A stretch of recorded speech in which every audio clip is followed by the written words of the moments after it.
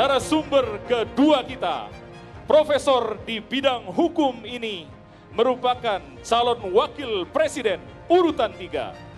Ia akan berpasangan dengan Capres Ganjar Pranowo. Sepak terjang Prof. Mahfud tak diragukan lagi karena ia pernah duduk di 3 lembaga, yudikatif, eksekutif, dan legislatif. Selain pernah duduk sebagai wakil rakyat, Prof. Mahfud MD juga pernah menjabat sebagai Ketua Mahkamah Konstitusi.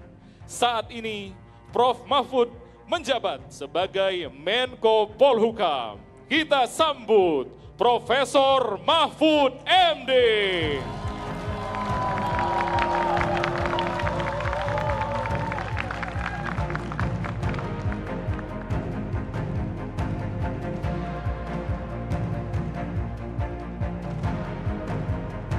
Sekarang kita panggil pembawa acara kita malam ini, Dwi Anggia dan Arif Fadil.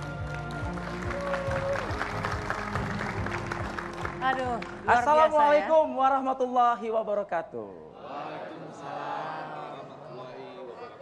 Anggi, kita lagi di forum yang cukup meriah ya. Benar sekali. Luar biasa sekali pada malam hari ini, semangat sekali semua. Baik itu peserta, panelis, maupun juga audiens yang hadir bersama kita pada malam hari ini. Tepuk tangan sekali lagi untuk Anda semua. Dan yang pasti sudah ada beberapa panelis dan malam hari ini Rivi, selain 2 orang ini yang di depan, juga di hadapan kita sudah ada. Malam hari ini kita salaman dulu dong, ini sudah hadir di sini nih. Saya salaman dulu nih sama Gus Imin, selamat malam, terima kasih sudah hadir. Assalamualaikum Gus. Prof. Mahfud, terima kasih. Assalamualaikum Prof.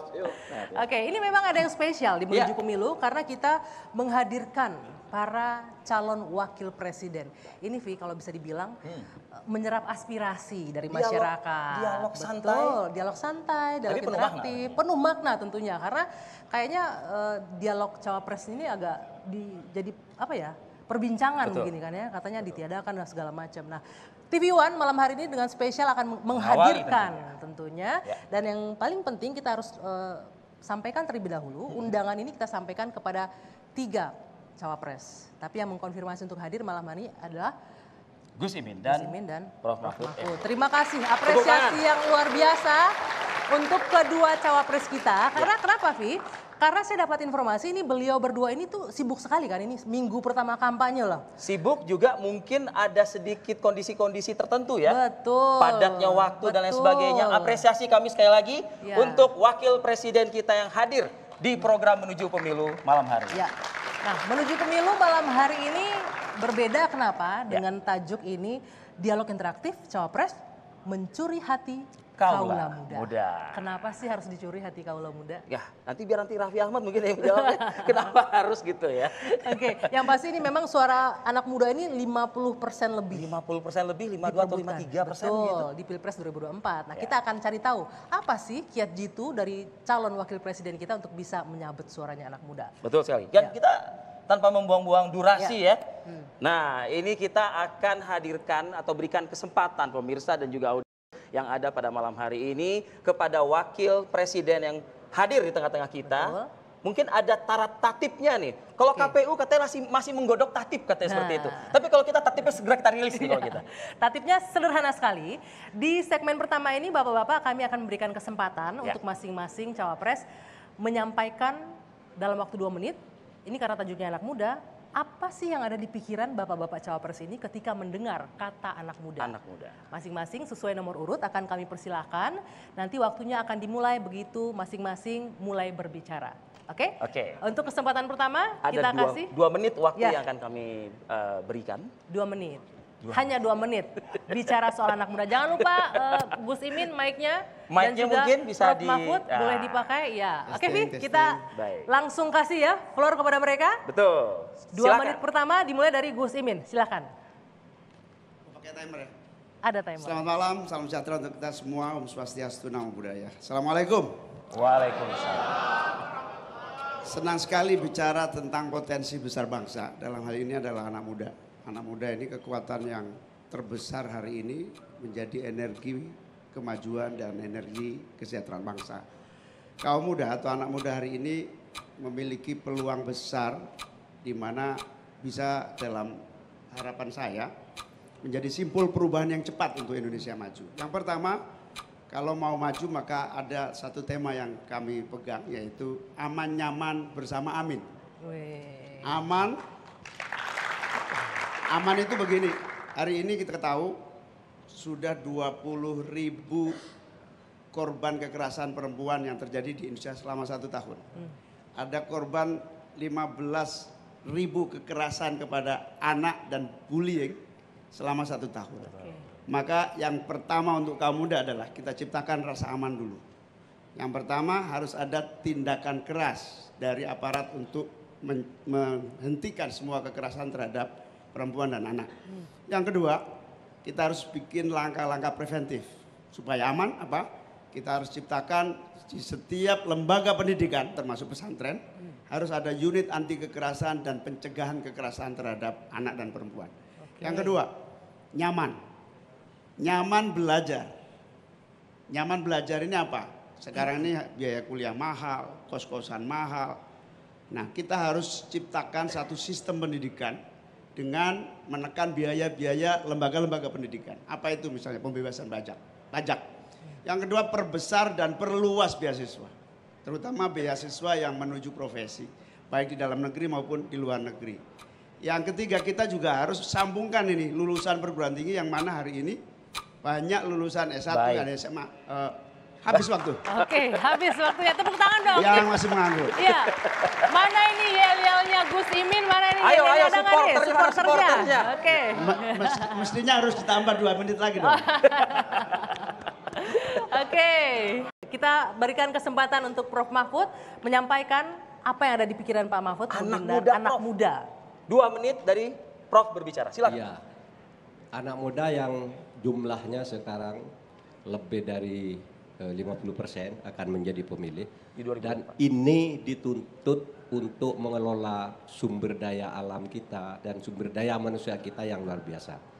You bayangkan sekarang ini tercatat secara resmi di Perserikatan Bangsa-Bangsa kita itu mempunyai 17.508 pulau dengan kekayaan alam yang luar biasa. Ini bisa kaya raya kita ini kalau dikelola dengan baik.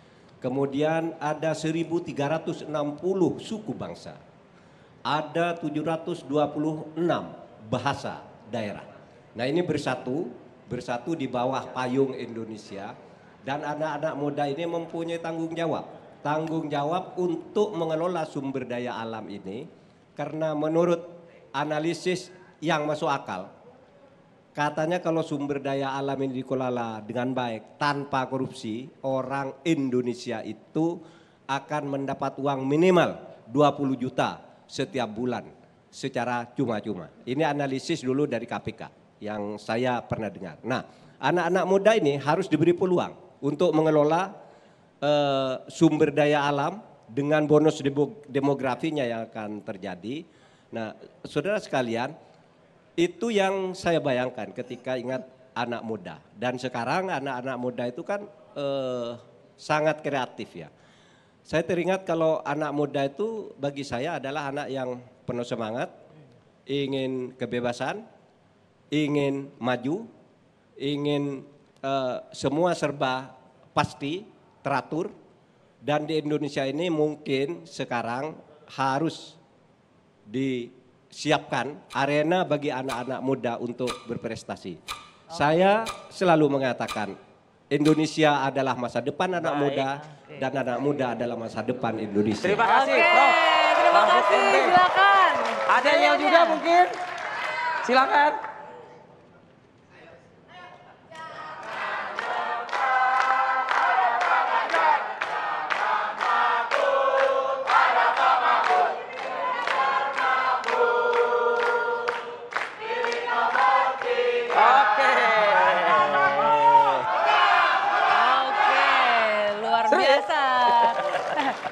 Kita juga lihat di sebelah sana, Rivi, di depan kita sudah hadir juga. Betul. Ini ada 2 menteri loh yang para hadir tokoh-tokoh di sini. Tokoh-tokoh yang ada di sini ya. Para menteri kabinet. Selamat malam buat Ibu Ida Fauzia. dan juga Pak Abdul Halim Iskandar. Terima kasih. Selamat malam. Juga sudah Ada hadir. ini Bang Mas Hanif Dakiri Dakiri juga. Di sebelah sini juga sudah hadir rekan-rekan, ada Bung Rinto juga dari relawan Ganjar ini, teman Ganjar. Terima kasih, Oke, terima teman-teman. kasih sudah hadir. Baik, kita sudah mendengarkan apa yang ada di dalam pikiran bapak-bapak ini terkait anak muda. Tapi kami juga sudah menyiapkan nih Pak Mahfud, Gus Imin, tanggapan anak-anak muda di luaran sana terhadap para cawapres. Mau kita putarkan dulu sebentar boleh ya? Kita dengarkan tanggapan mereka, silakan. Kita saksikan bersama.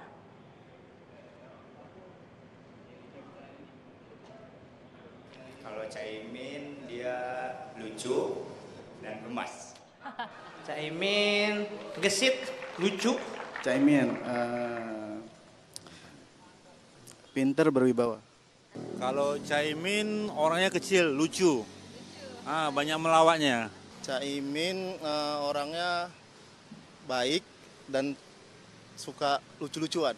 Orangnya agamais. Oke. Sebelum di Lanjut. Dia senior dan ya udah tua lah. Sepuh, tegas. Senior penuh integritas. Pak Mahfud terlalu tegang dalam menghadapi situasi politik. Tegas dan semangat. Politik hukum. Oke. Ini masih ada lagi nih tanggapan dan Semoga harapan. menjadi terhadap cawapres yang berfungsi. Harapannya untuk ketiga cawapres ini ya bisa memaksimalkan sesuai janji-janjinya, yang terutama bisa bersatu setelah pilkada presiden tetap damai sejahtera, gitu aja. Semoga pemilu berjalan lancar dan tidak ada masalah. Semoga Indonesia semakin maju dan menjadi Negara yang bisa dibanggakan di seluruh dunia. Oke. Itu loh, Gus Imin lucu loh, Pak Mahfud itu tegas gitu loh. Tadi ada yang bilang Pak Gus Imin baik, kenal Gus, kenal, baik katanya. Prof, bilang tadi kata tua Prof, dimaafkan nggak Prof itu Prof? Memang udah tua, tapi jiwanya jiwa muda. Oke, jiwanya yang penting sih. Umur boleh banyak ya Prof, tapi jiwa masih muda. Coba dilihat di gambar-gambar saya. Kira-kira gambar saya itu kalau dibandingkan dengan Caimin sama lah umurnya ya. Kalau di gambar. Padahal saya jauh lebih tua dari dia. Gus Imin, Beda ya? Gus Imin sedikit komentarnya dibilang lucu, menggemaskan, gimana ini? Ya Lincah juga tadi bilang gitu. hidup itu kan harus sersan. Serius tapi santai. Santai. Oke, luar biasa. Tapi jangan kelamaan sersan jadi jenderal ya mungkin ya. Oke. Yang Baik. pasti kita juga akan mendengarkan bagaimana tanggapan dari panelis ya. Tapi kita harus jeda dulu sejenak. Menuju pemilu akan kembali ke hadapan Anda usai jeda sesaat lagi.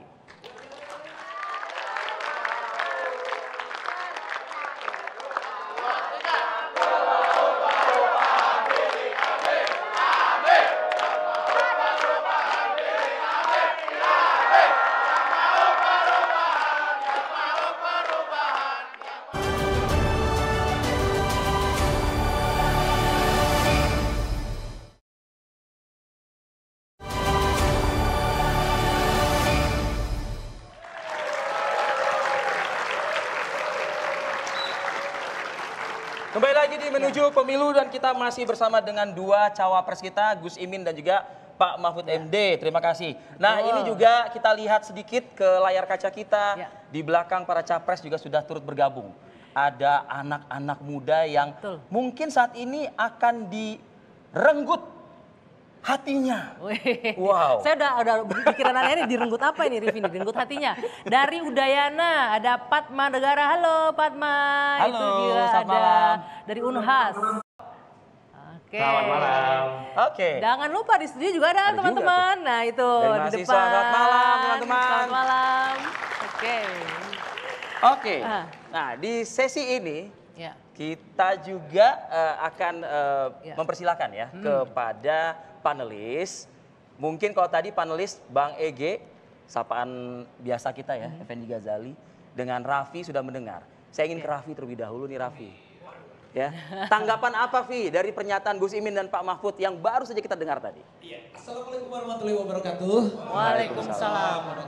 Terima kasih untuk TV One dan yang terhormat buat Caimin dan juga Profesor Mahfud MD. Wah, di sini saya ingin mewakili teman-teman generasi milenial dan juga generasi Z yang tadi Profesor sudah mengatakan bahwa nanti pemilih juga salah satu terbanyaknya mungkin 50% dari Gen Z dan milenial. Tetapi sekarang permasalahannya adalah generasi milenial aja masih banyak yang suka golput, apalagi yang Gen Z yang di bawahnya. Bukan golput lagi, malah mereka itu lebih apatis.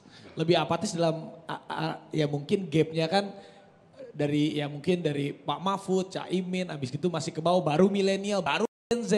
Nah, bagaimana untuk para cawapres kita di sini ada Caimin sama Profesor Mahfud MD agar terutama nih anak-anak Gen Z supaya mereka tidak apatis, apa gagasan-gagasan mungkin yang bisa membuat Gen Z, generasi milenial melek akan politik yang damai dan bisa menghargai ini semua. Oke, silakan. Luar biasa. Dijawab terlebih dahulu oleh Prof. Mahfud dulu ya, Kita kalau kasih tadi kan kesempatan. Ya. Kalau itu benar, ya maka saya menghimbau kepada generasi milenial dan Gen Z ya untuk menggunakan hak pilih di dalam pemilu. Karena politik itu adalah keniscayaan, tidak bisa dihindarkan oleh siapapun. Kalau Anda tidak ikut memilih akan menerima risiko dari ketidakpemilihan itu. Karena nanti orang yang terpilih mungkin orang yang tidak bisa membawa aspirasi Anda. Tetapi bahwa ada pandangan seakan-akan anak muda sekarang apatis terhadap politik, saya kira enggak. Menurut saya justru kalau itu mungkin gejala di TikTok aja ya, gejala di gejala di TikTok. Lah, nah saya datang ke kampung-kampung ini dalam sebulan ini. Wah, anak muda semua yang ingin berpolitik itu. Menurut saya jauh lebih besar yang ingin dan tertarik untuk berpolitik anak muda ini dan memberikan suaranya. Oleh sebab itu, Anda sekarang yang suka di TikTok dan sebagainya itu yang suka di medsos, ya diajak yang lain itu karena masa depan Indonesia ini adalah masa depan Anda. Dan masa depan Anda adalah masa depan Indonesia. Itu yang harus dibangun kesadaran kepada anak-anak muda. Tidak bisa menghindar dari politik. Siapa yang menghindar dari politik akan menjadi korban politik. Oleh sebab itu tentukan pilihan secara bertanggung jawab. Gitu. Siapa yang menghindar ya? Siapa yang menghindar dari politik akan menjadi korban politik. Benar juga itu. Ketinggalan jadinya ya. Ketinggalan. Oke, Gus Imin. Ya, pertama kedatangan Raffi di dunia politik seperti ini sudah satu contoh yang baik untuk kaum muda. Oke, tepuk tangan dulu. Artinya anak-anak muda Indonesia, kelihatannya kamu ngomong soal pekerjaan, kelihatannya kamu ngomong soal hubungan antara orang tua dan anak. Tapi sebetulnya ada politik di dalamnya. Apalagi sandwich generation yang nanggung kaum tua dan nanggung adiknya. Tidak ada bisa solusi kecuali politik. Politik is jalan tol menuju solusi dari berbagai tantangan yang dihadapi oleh kaum muda di Indonesia. Satu. Yang kedua, kita harus tampil dengan baik. Ya. Para politisi harus mengevaluasi diri. Dia harus menunjukkan gagasan, menunjukkan ide, menunjukkan jalan keluar bagi seluruh proses. Saya mau kasih jalan keluar, dikasih waktu cuma 2 menit, gimana mau bisa kasih jalan keluar? Misalnya, saya punya sama Mas Anies punya namanya acara debat Anies. Semua kalangan boleh datang, boleh maki, boleh memprotes keadaan, boleh mengusulkan sesuatu. Saya juga punya acara namanya Selepet Imin. Yang macam-macam gue selepet kira-kira gitu.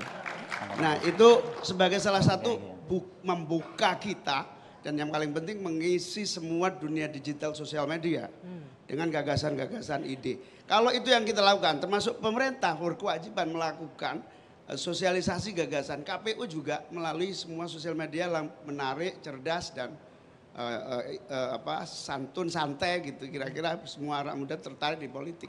Ini tidak bisa disalahkan anak muda saja.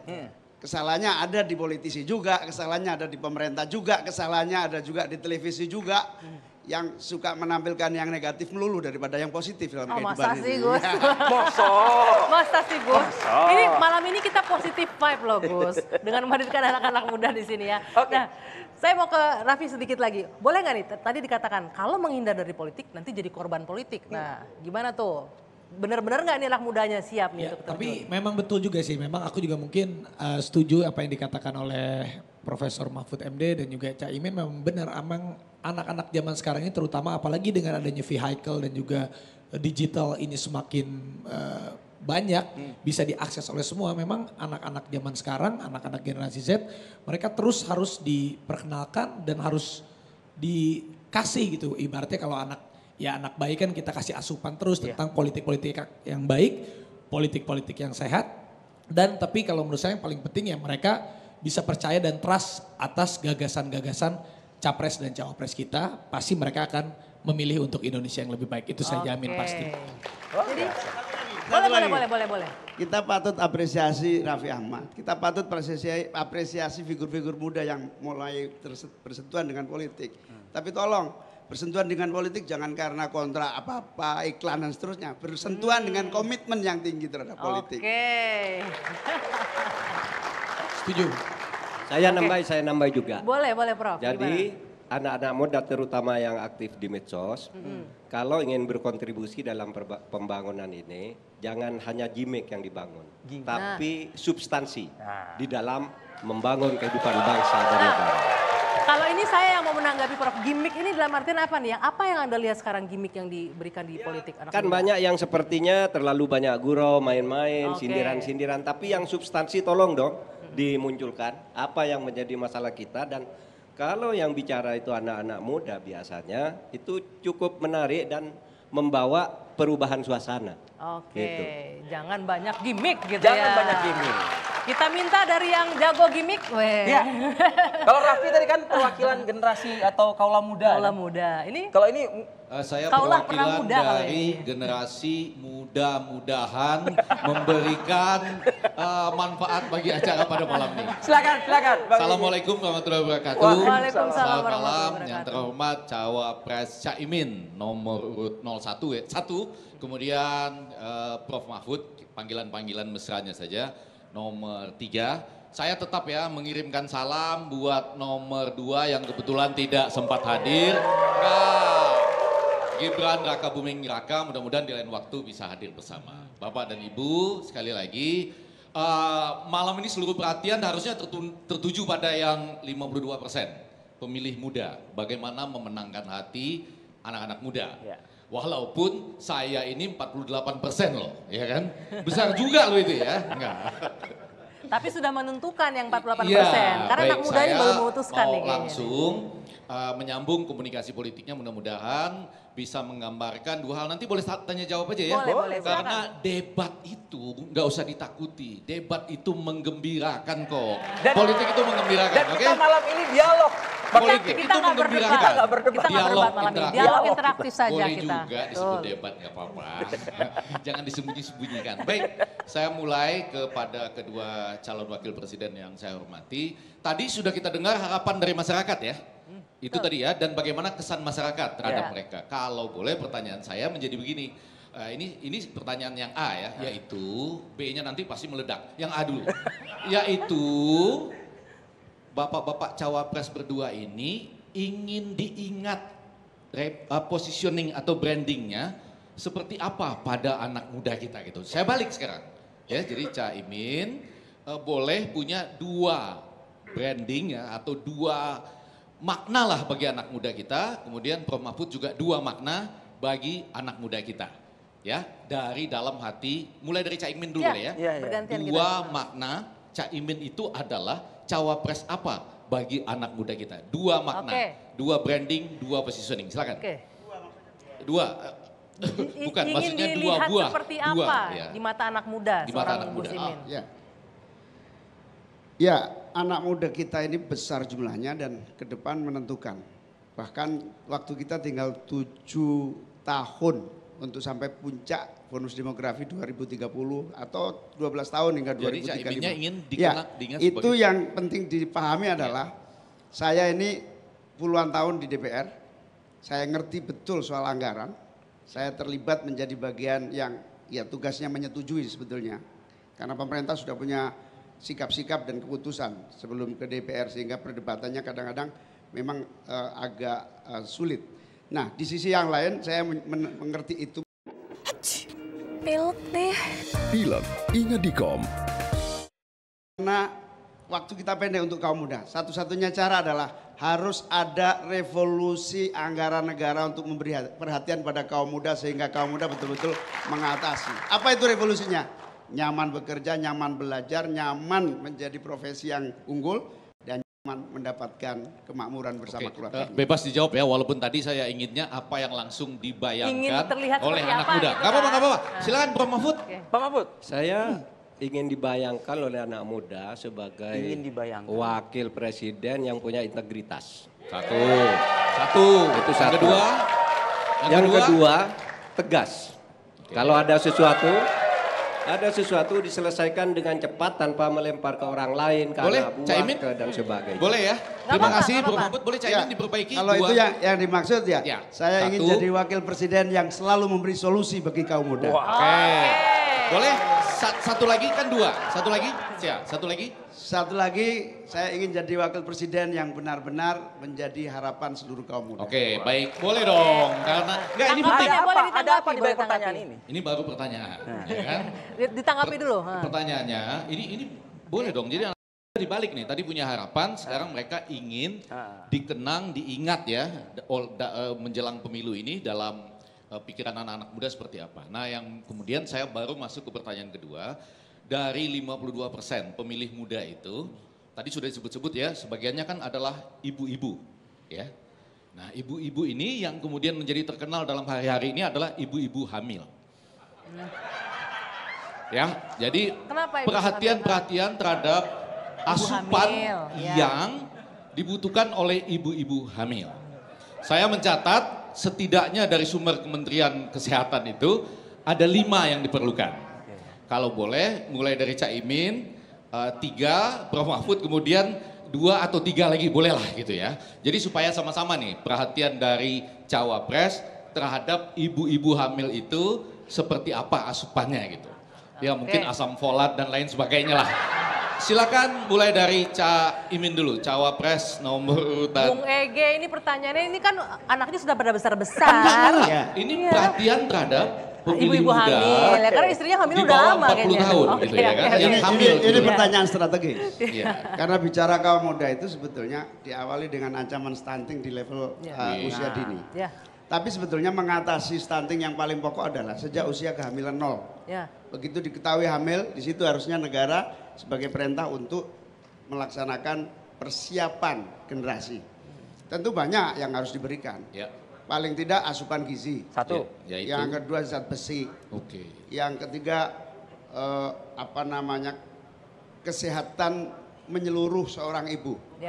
Mulai dari, jadi kalau kami punya ide, begitu kami terpilih, seluruh ibu-ibu harus mendapatkan perhatian langsung melalui berbagai unit kegiatan masyarakat di desa dan di kota. Baik, terima kasih, tepuk tangan dong. Mana ini timnya Amin? Nanti ditanggapi oleh Prof. Mahfud, boleh? Tadi yang belum disebut Caimin itu kalsium. Vitamin D. Kemudian asam folat. Asam folat. Oke. Pertanyaan dari panelis masih akan kita kasih waktu ya, tapi kita harus jeda dulu sejenak. Asam folat, benar itu jawabannya. Usai jeda, menuju pemilu kembali sesaat lagi.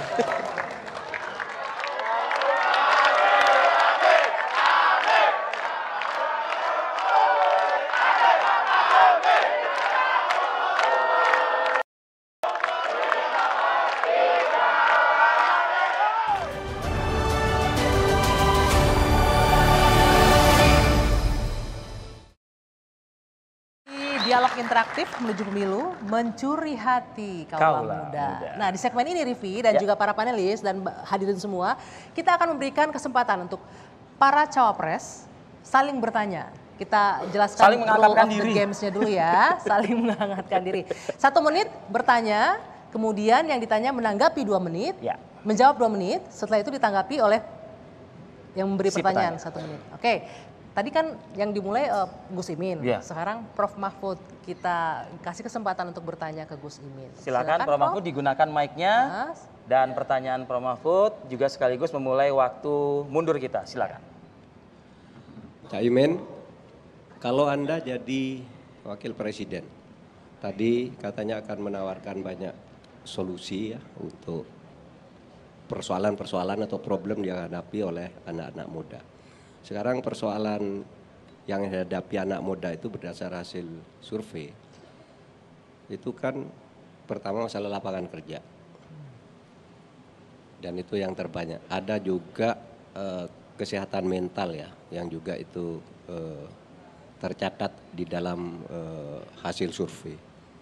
Nah mungkin anak-anak muda itu perlu diberi harapan oleh pemerintah, dan Cak Imin yang akan menawarkan solusi-solusi itu tentu punya gambaran apa yang dari sekarang bisa disampaikan sebagai solusi untuk menjadi solusi pemerintah juga, bukan hanya solusi yang ditawarkan.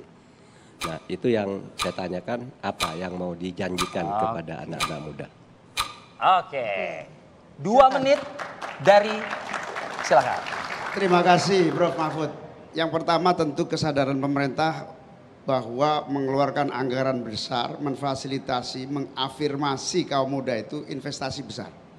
Karena diawali dengan kesadaran bahwa valuasinya, nilai tambahnya membuang anggaran, taruhlah begitu ya, atau menggelontorkan sebesar-besarnya anggaran untuk kaum muda adalah jangka menengah panjang yang pasti akan memanen untuk negara ini. Nah, yang pertama harus dilakukan adalah menggeser anggaran-anggaran secara khusus agar para kaum muda ini bisa bekerja dengan cepat. Lapangan pekerjaan dibuat, industrialisasi dijalankan lagi, hilirisasi diperkuat lagi. Yang kedua, perlindungan bekerja secara lengkap. Bagaimana agar antara pusat diawali dari nyaman belajar, kemudian masuk dunia kerja tersambung oleh pemerintah, dijembatani melalui, saya sambil lihat jam ini, sambil dijembatani oleh pemerintah agar kemampuan vokasi, kemampuan teknis, kemampuan kompetensi ini betul-betul nyambung. Ini bisa dijembatani oleh pemerintah dengan pemagangan, merubah apa yang disebut sebagai, yang periode ini pemerintah bilang kartu prakerja. Kartu prakerja diperluas, diperbesar menjadi bagian dari pemagangan untuk meletakkan kesempatan yang nyata. Yang jelas, berapapun anggaran negara keluar untuk kaum muda tidak akan pernah rugi dan tidak akan pernah membahayakan anggaran kita. Itu menjadi prioritas. Yang kedua, kaum muda ini juga harus mendapatkan sentuhan dari tantangan hidup yang semakin sulit. Mental health misalnya, itu sudah salah satu keadaan fakta dari beratnya tantangan hidup kaum muda ini. Maka di berbagai negara maju kita bisa contoh, ada servis publik yang disediakan pemerintah, psikolog, psikiater, aplikasi yang efektif untuk kaum muda. Baik, Pak Mahfud, silakan 1 menit durasi Anda untuk menanggapi jawaban Gus ini. Bagus menurut saya, itu realistis dan itu yang dibutuhkan. Saya ingin menambahkan juga, anak muda ini kan terbagi dalam 2 kelompok arah kecenderungan. Pertama, kecenderungan munculnya ekonomi kreatif. Nah, saya kira ekonomi kreatif ini harus kita ciptakan lapangan-lapangannya untuk mereka. Tetapi jangan lupa juga sumber daya alam kita yang luas tadi, yang saya katakan ada 17.508 pulau itu kan harus dikelola dengan baik. Oleh sebab itu pendidikan menurut saya menjadi sangat penting dibuka kepada anak-anak muda ini agar nantinya proyek hilirisasi, industrialisasi dan sebagainya seperti yang dikatakan tadi itu bisa ada yang menangani serius. Kalau yang ekonomi kreatif itu kan lebih menghendaki kebebasan dan tanpa modal-modal besar, tanpa keahlian-keahlian yang canggih-canggih. Tapi yang satunya ini menjadi Oke. Mana yel-yelnya? Mana dia yel-yelnya? Tunggu. Saya mau nanggapi dikit, boleh nggak Caimin? Tadi Caimin bilang kartu prakerja harusnya diluaskan lagi. Jadi ini mau perubahan atau mau melanjutkan sebenarnya? Diluaskan, dipakai itu kartu prakerjanya? Saya sebetulnya mau ngomong dievaluasi total.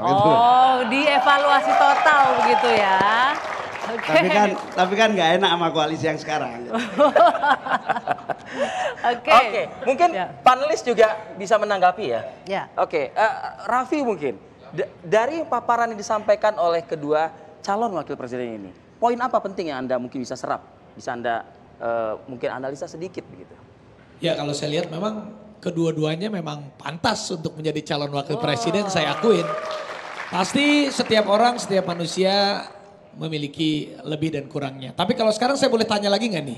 Sekarang saya mau nanya nih untuk Cak Imin dan juga untuk Profesor Mahfud MD. Ini adalah sekarang kalau anak-anak zaman sekarang salah satu kue, kalau kita lihat kue favorit untuk pekerjaan baru atau cita-cita mereka ditanya nih anak-anak zaman sekarang ditanyanya, kamu jadi apa? Aku mau jadi Atta Halilintar. Wah, kamu mau jadi siapa? Mau jadi Deddy Kobuser?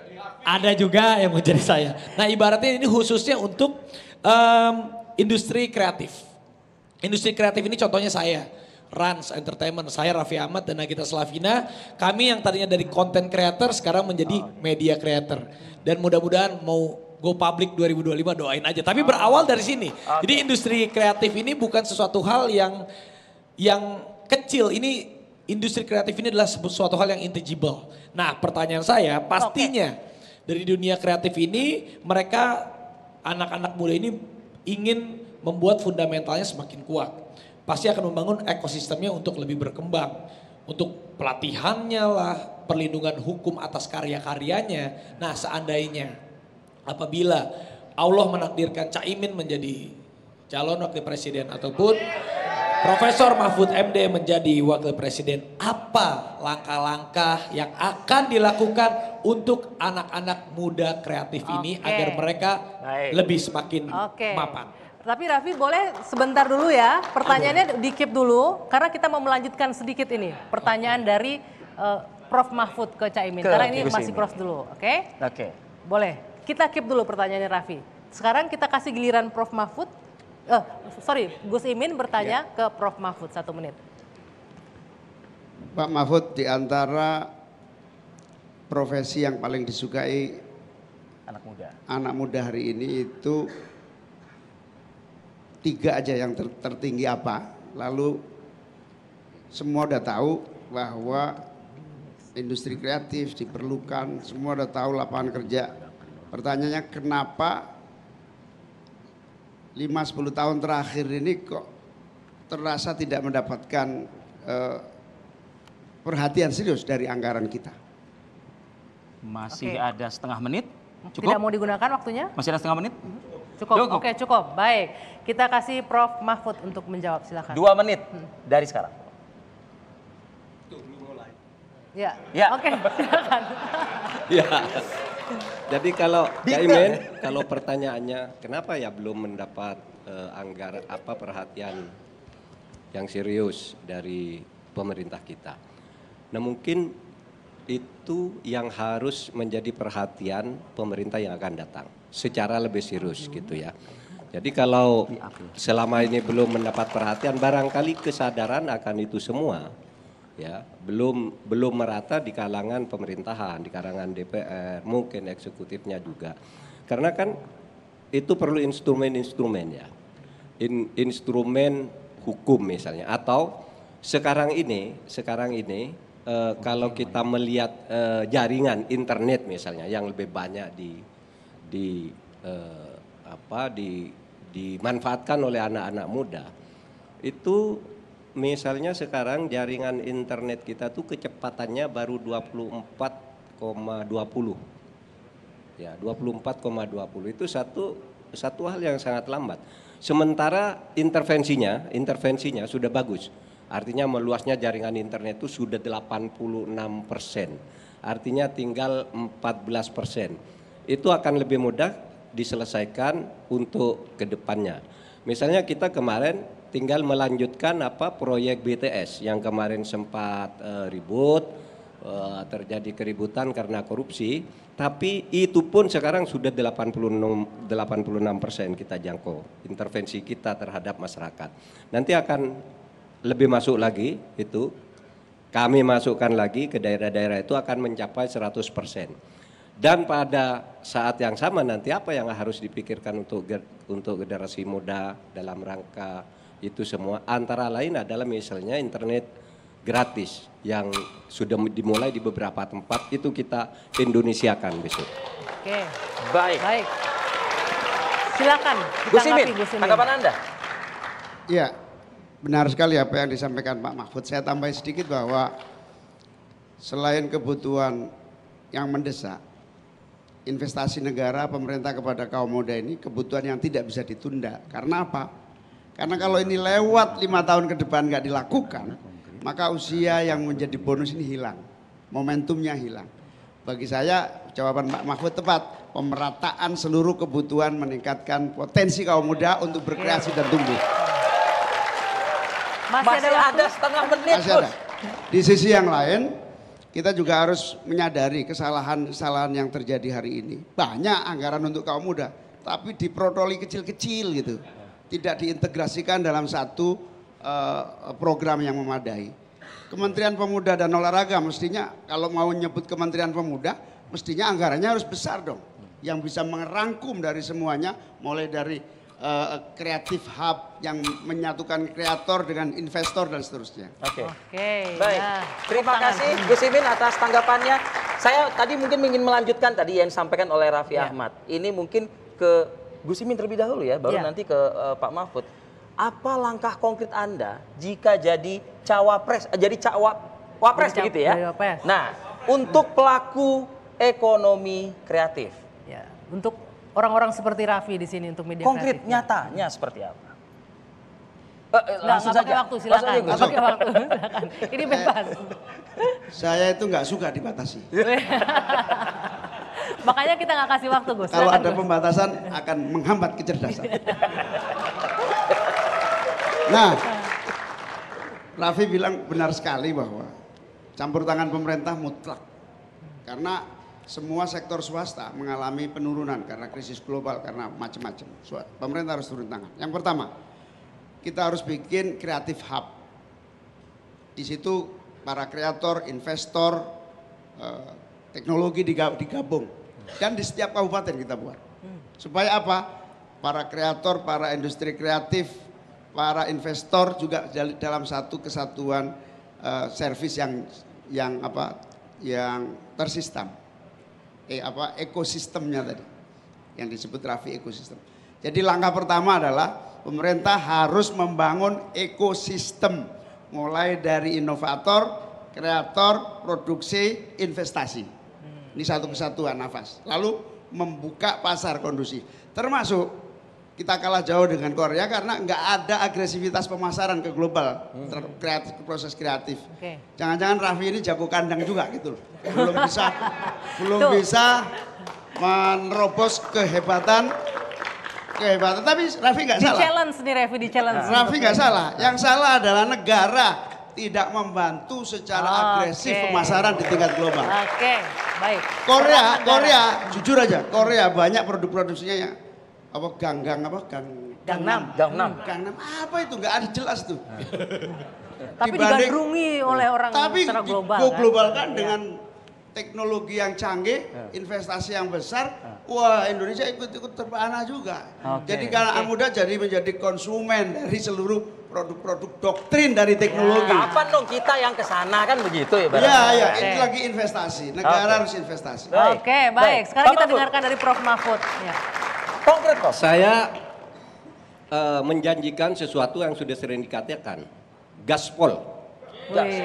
Satu, gas itu artinya kami akan menggandakan anggaran untuk keperluan anak muda. Tapi tidak cukup anggaran digandakan. Yang kedua, sikat korupsi. Gandakan sikat juga. Dan polnya itu poles birokrasi agar tidak korupsi dalam menggunakan anggaran. Itu aja. Oke, gaspol gitu katanya ya. Ini Raffi di challenge nih, bisa nggak go global nanti nih? Ya karena saya yakin, Caimin, Profesor Mahfud MD, karena saya yakin, bayangkan aja Korea yang tadi disebut sama Caimin, itu penduduknya nggak ada apa-apanya dibandingkan Indonesia. Bayangin kalau Indonesia 300 juta, dengan kita bergabung semuanya, dengan kita pemerintah juga mensupport industri kreatifnya, harusnya kita bisa 5 kali lipat lebih internasional daripada K-pop. Itu. Mudah-mudahan harapannya itu ke depannya, karena kita yakin kurangnya apa? Dangdut kita lagunya enak-enak. Apa sih bedanya sama lagunya K-pop? Kenapa dia bisa mendunia, kita nggak bisa? Ini namanya strategi kebudayaan pemerintah. Kita nggak punya desain, kita punya desain strategi kebudayaan pemerintah. Wah, kearifan lokal yang harus mendunia lah. Betul. Dan kita masih akan melanjutkan Rivi menuju pemilu karena ini kita akan melibatkan teman-teman mahasiswa juga sudah hadir di studio. Kami akan kembali usai jeda sesaat lagi.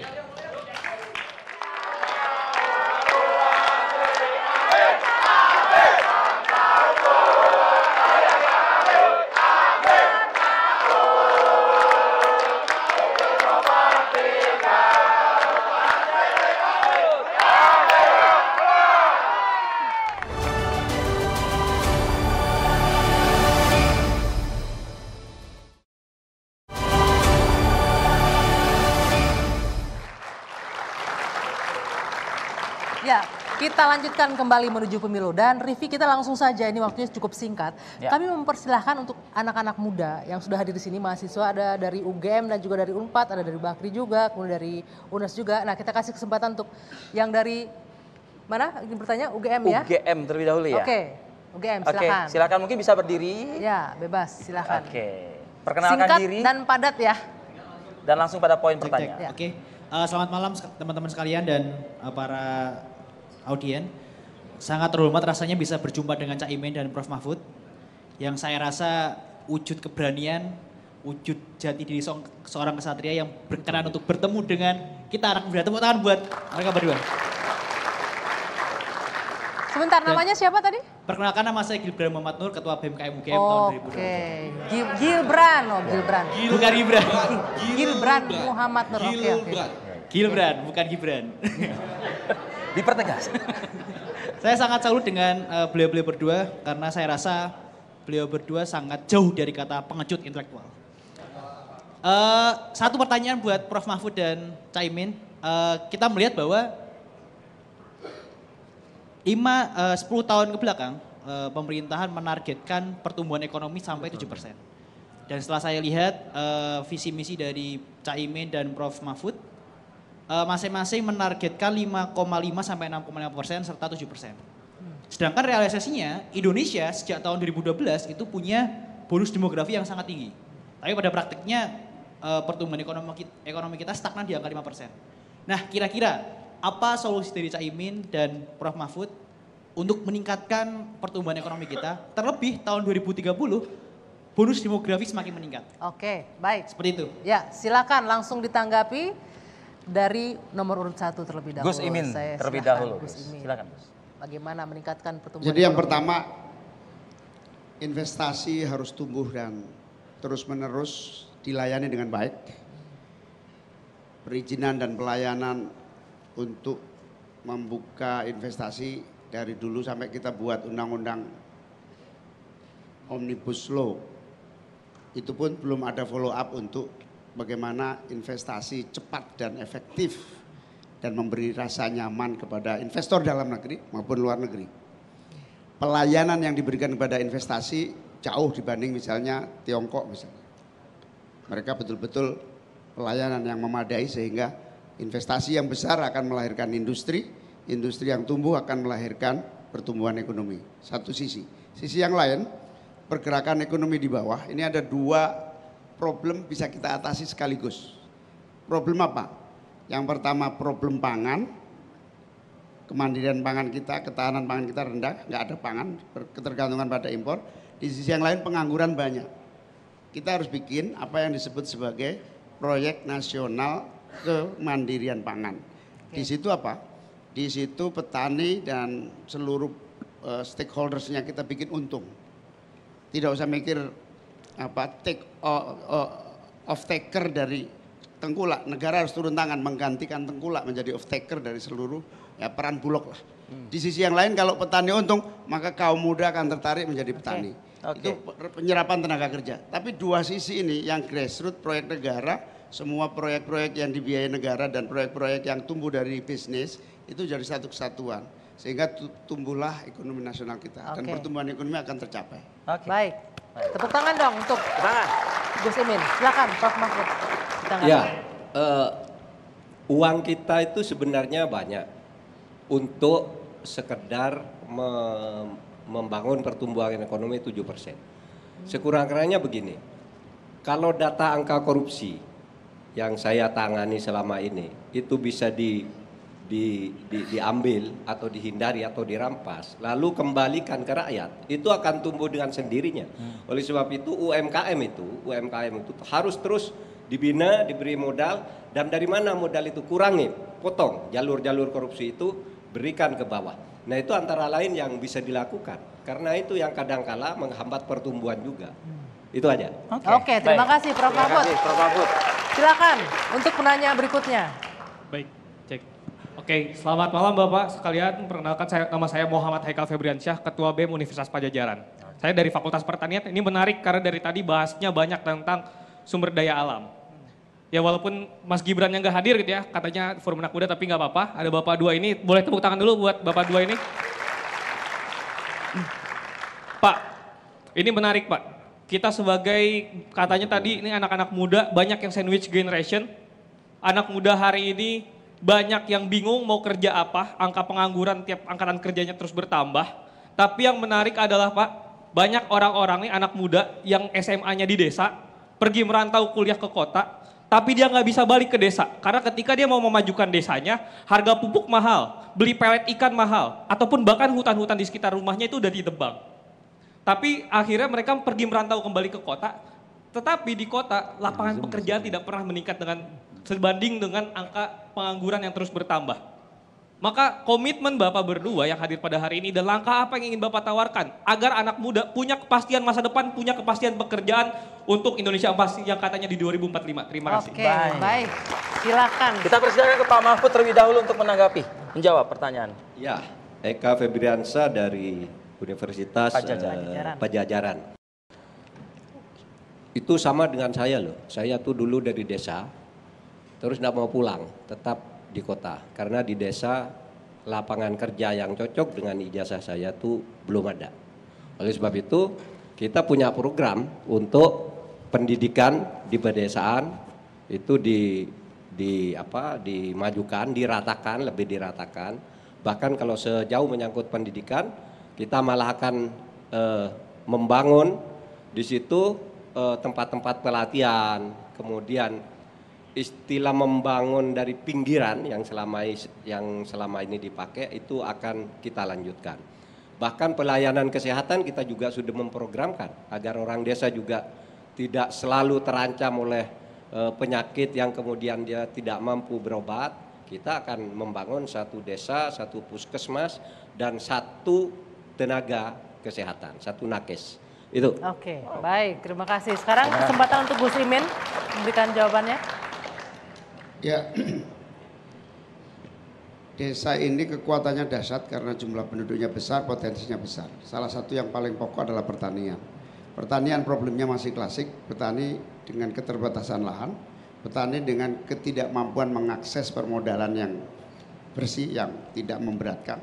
Petani yang tidak mampu mengendalikan pasar yang dikuasai oleh tengkulak dan ketidakadaan pupuk. Satu-satunya cara, begitu saya sama Mas Anies menang terpilih lantik, pertama kali yang kita lakukan adalah datangin pabrik pupuk supaya terus kita cek kebutuhan pupuk dan produksi pupuk dalam negeri memenuhi target. Yang kedua, kita punya keadaan yang nyata yang tadi saya sampaikan. Pangan kita ngeri, bahaya ini. Kita impor, nanti kalau negara yang lain nggak mau ngimpor, bagaimana nasib pangan kita? Mau tidak mau harus ada proyek besar yang ditangani pemerintah sebagai proyek kemandirian pangan. Di situ petani untung, itu aja targetnya. Kalau petani untung, maka petani tugasnya berproduksi, difasilitasi pupuk yang memadai. Kemudian soal off taker hasil pertanian, itu urusannya pemerintah. Pemerintah harus tanggung jawab. Caranya apa? Kita bisa fungsikan Bulog, kita bisa berdayakan BUMN untuk menjadi bagian dari off taker yang membangun ekosistem. Nah kalau pertanian untung, salah satu problem pertanian kita sekarang adalah kekurangan tenaga kerja. Bayangkan, orang cari kerja tapi pertanian kekurangan tenaga kerja. Karena memang nggak untung. Kita bikin untung petani, maka kaum muda akan menjadi bisnismen agroindustri. Oke, luar biasa. Sekali lagi. Itu wajib hukumnya, biar para petani nggak ke kota semuanya. Oke, saatnya kita mungkin juga menyapa yang bergabung juga melalui daring atau online. Saya ingin kita ke kawasan Timur Indonesia dulu deh, Timur Tengah ya. gitu ya. ya. Timur Indonesia. Dari Unhas ada Ahmad Fauzan, silakan. Singkat pertanyaannya Fauzan untuk Pak Mahfud dan juga Gus Imin. Baik, sebelumnya terima kasih. Perkenalkan, saya Ahmad Fauzan dari Badan Perwakilan Mahasiswa Universitas Hasanuddin. Terlebih dahulu, saya mengucapkan terima kasih atas undangan yang diberikan kepada kami. Dan perlu juga kami sampaikan bahwa saat ini kami sedang berada dalam masa pemilihan atau masa kongres, Pak. Kemudian saya juga ucapkan terima kasih kepada calon yang menyempatkan hadir saat ini, karena telah bersedia untuk dibedah alam pikir dan gagasannya. Tapi saya merasa agak kecewa karena formasi calon yang hadir saat ini tidak lengkap. Tapi tak apa, tetap kita bisa jalankan. Untuk pertanyaan saya singkat, Pak, di sektor kehutanan. Sektor kehutanan ini dulunya merupakan penyumbang devisa terbesar kedua setelah migas. Akan tetapi dari tahun ke tahun, sektor kehutanan ini mengalami degradasi dan deforestasi. Nah, pertanyaan saya kepada Bapak Muhaimin Iskandar dan Prof. Mahfud, apa solusi konkret dari Bapak selain reboisasi, revitalisasi, dan penghijauan yang dapat kita lihat bahwa tidak ada dampak signifikan yang ditimbulkan, hanya menghabiskan anggaran mungkin begitu. Mungkin itu dari saya. Sekian, Assalamualaikum warahmatullahi wabarakatuh. Waalaikumsalam warahmatullahi wabarakatuh. Terima kasih Fauzan dari Universitas Hasanuddin Makassar, Sulawesi Selatan. Gus Imin, kesempatan Anda untuk menanggapi pertama, silakan. Ya, hutan kita bukan hanya menjadi harapan ekonomi nasional kita atau solusi krisis iklim yang terjadi. Tapi hutan kita diharapkan oleh tingkat global menjadi salah satu penyumbang oksigen terbesar di dunia. Bahkan pertemuan COP, pertemuan organisasi di bawah PBB menyangkut lingkungan hidup ini, memberi harapan dan siap memberi uang kepada Indonesia untuk menanamkan berbagai kerjasama yang diharapkan kontribusi oksigennya mengurangi panas global. Nah, sayangnya ini tidak dimanfaatkan dengan baik. Dana-dana yang dijanjikan Amerika, yang dijanjikan Kanada, yang dijanjikan Eropa, yang dijanjikan negara-negara besar agar kebutuhan oksigen global itu terjadi, kita bisa ambil sebetulnya. Ini kreativitas kita kurang. Maka salah satu menyelamatkan hutan kita, karena anggaran kita juga terbatas, uang untuk forestrasi, penghutanan kembali juga terbatas. Mau nggak mau kita harus libatkan tingkat global. Karena mereka juga menunggu, mereka cemas sekali dengan pemanasan global ini. Di COP yang di Inggris beberapa waktu yang lalu, bahkan komitmen untuk mengeluarkan dana besar, sayangnya kita belum follow up dengan baik. Di sisi yang lain, manajemen pengelolaan hutan. Ini kan gara-garanya lahan kita dikuasai oleh segelintir orang yang seenaknya gitu. Kita pingin, ini harus diambil alih. Kita ambil alih untuk satu tekad bahwa kita hutankan kembali, kita jadikan ekonomi yang melibatkan rakyat, adat dan seterusnya. Karena sentralisme itu aja, segelintir orang menguasai lahan itu ya nggak diurus. Oke, baik, terima kasih Gus Imin. Saya kasih kesempatan Prof. Mahfud. Ya, saya kira standar ya, bahwa yang harus kita lakukan itu adalah reboisasi, penghutanan kembali. Tetapi memang yang menarik dari itu, kenapa itu harus dilakukan dan kenapa itu menjadi penting? Karena sekarang itu HPH, distribusi HPH itu sungguh tidak merata. Sekelompok kecil orang tuh menguasai ratusan ribu atau jutaan hektar gitu, dan pertanggungjawabannya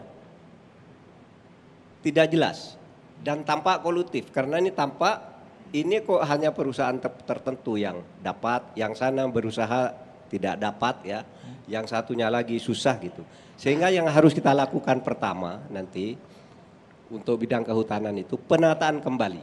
Penataan kembali HPH, ya, hak pengelolaan hutan itu harus ditata kembali, diratakan dan diperiksa kembali apakah syarat-syarat yang diperlukan untuk itu sudah dipenuhi selama ini. Itu aja. Oke, baik. Tepuk tangan untuk Prof. Mahfud. Kita akan lanjutkan 2 penanya lagi, tapi kita harus berani sejenak menuju pemilu kembali saat lagi.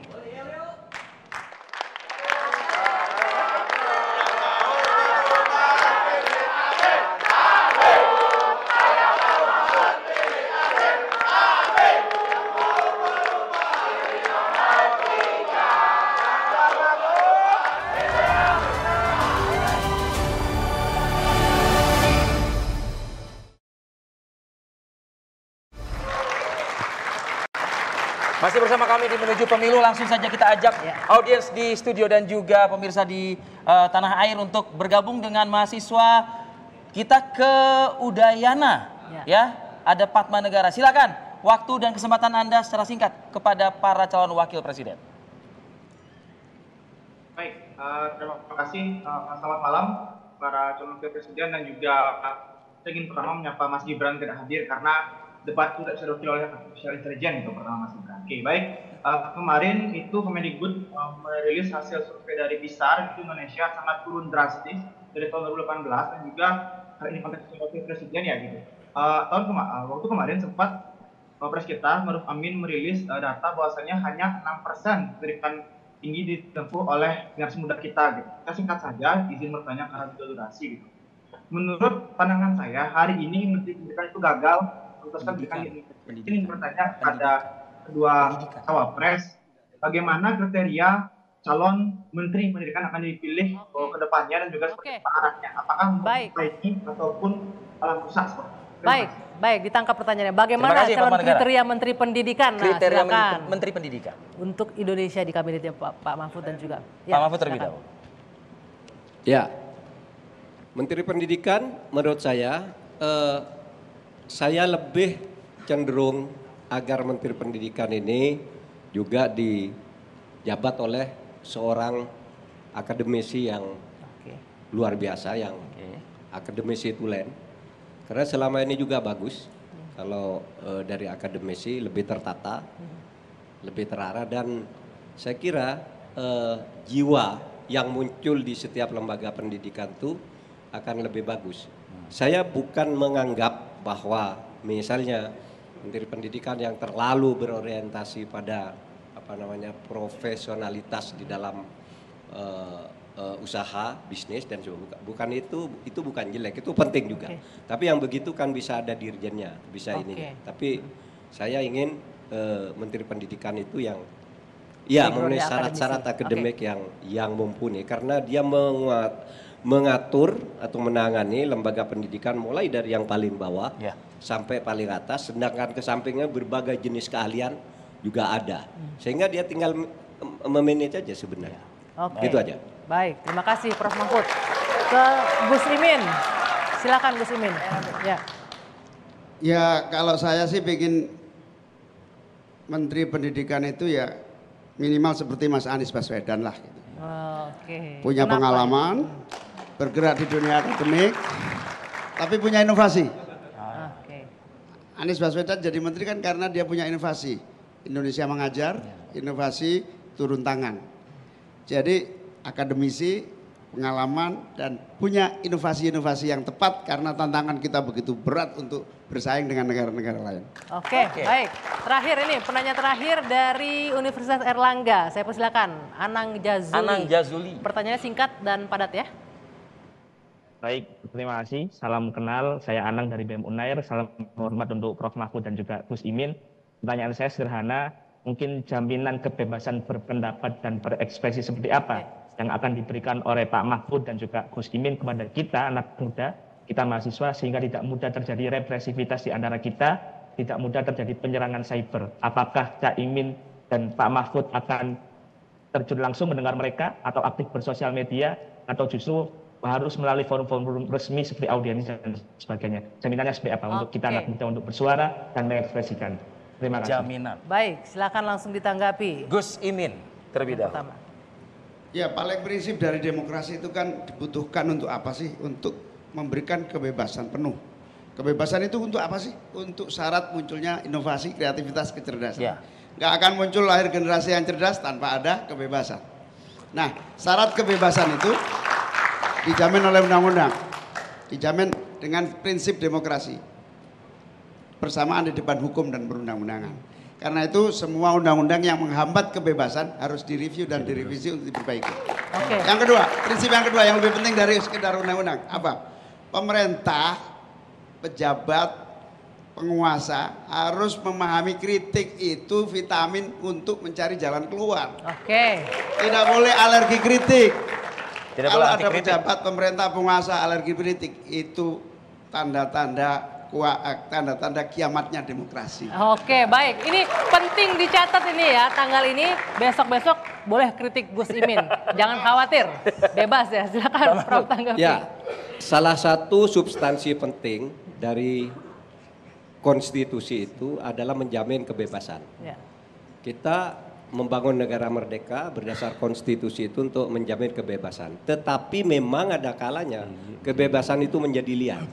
Oleh sebab itu ada adagium, demokrasi dengan kebebasan yang berlebihan bisa menghancurkan suatu negara. Ya, dengan berbagai hoax yang kemudian masif. Tetapi kalau hukum terlalu represif terhadap kebebasan, maka juga akan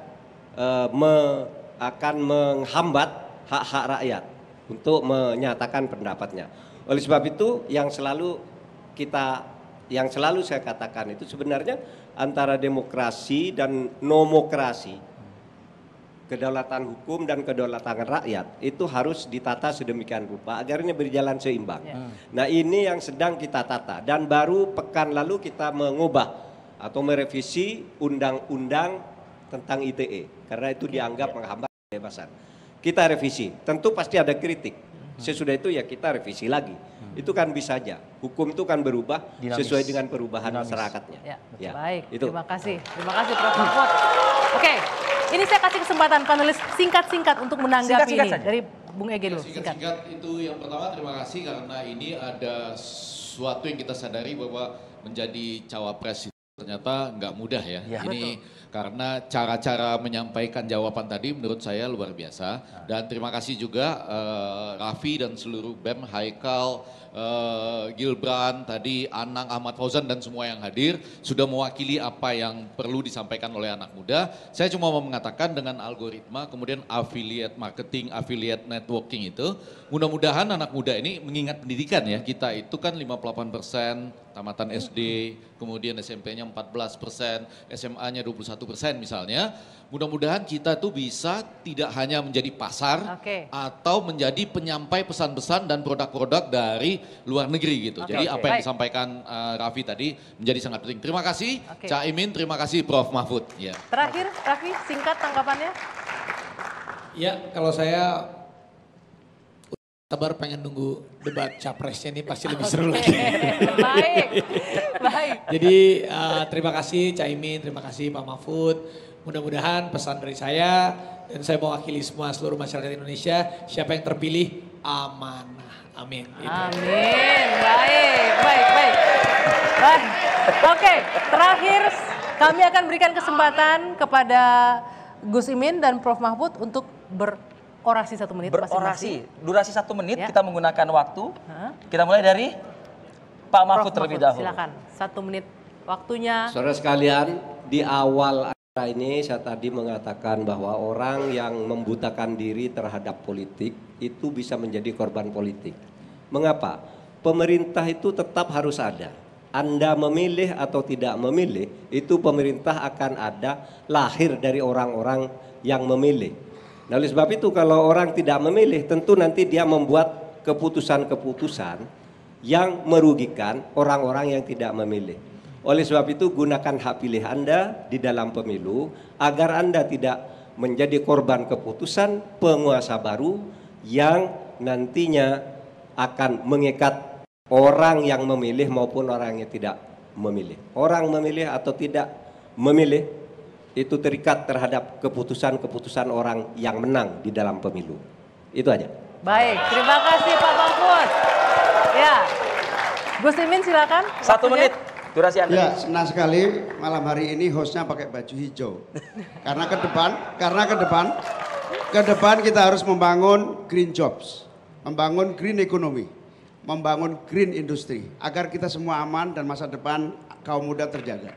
Yang kedua, mau tidak mau di depan mata kita ini kaum muda besar sekali, jumlahnya adalah kekuatan dan energi. Mau nggak mau negara harus investasi. Keluarkan anggaran sekuat-kuatnya, ambil dari tambang sebanyak-banyaknya, beri ruang seluas-luasnya untuk kaum muda tampil, berkreasi, buka pasar di global, kasih kerjaan sebanyak-banyaknya, industrialisasi dibangun. Kalau yang mau bisnis, beri modal semudah-mudahnya, semurah-murahnya. Yang paling problem itu kan bunga bank. Kita harus olah bagaimana caranya untuk kaum muda. Baik. Kalau yang menggunakan bank mendapatkan bunga yang seringan-ringannya kalau perlu tanpa bunga. Oke, baik. Terima kasih Gus Imin, Tepuk terima tangan kasih. yang meriah sekali lagi Pak untuk Mahfud. kedua cawapres kita. Oke, terima kasih sekali lagi Pak Mahfud, terima kasih Gus Imin, terima kasih, dan juga Bung Ege, Mas Raffi, terima Raffi kasih Ahmad, sudah terima kasih. hadir. Teman-teman yang hadir di studio juga terima kasih sudah bergabung, dan dari Zoom juga sudah bergabung bersama kita. Dan akhirnya saya Dwi Anggia. Saya Arif Fadil, pamit undur diri. Terima kasih atas perhatian Anda. Kita jumpa lagi. Sampai jumpa.